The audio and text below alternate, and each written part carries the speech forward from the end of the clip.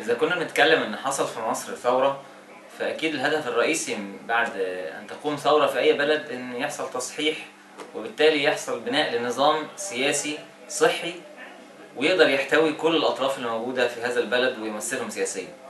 بالتالي من أهم النقط اللي المفروض نتكلم عليها هو الدمج السياسي. واللي بنقصده بالدمج السياسي إن كل أصحاب المصلحة وأصحاب الشراكة في هذا الوطن يكونوا موجودين كلاعبين سياسيين ومعترف بهم على مائدة العمل السياسي. الكلام ده المفروض ان هو يتسع للجميع، وفي نفس الوقت يلتزم الجميع فيه بشروط محددة عشان يكون العمل السياسي على أسس ثابتة يرتضي بها كل الأطراف. أولا لازم يكون العمل السياسي هو عمل سلمي يبتعد عن حمل السلاح.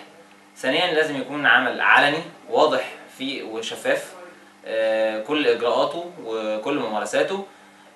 لابد أن يكون عمل في النهاية ملتزم بأطر من الدستور والقانون. إذا كنا بنقول إن العمل السياسي هو في هدفه الأساسي هو تداول السلطة، وبالتالي لازم نكون متفقين على الأدوات المسموح باستخدامها في معركة ونزال وتنافس التداول على السلطة.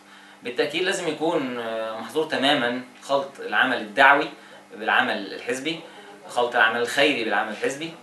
في نفس الوقت لازم يكون ممنوع ومحظور تماما استخدام أي خطاب تحريضي، سواء خطاب طائفي أو خطاب عنصري.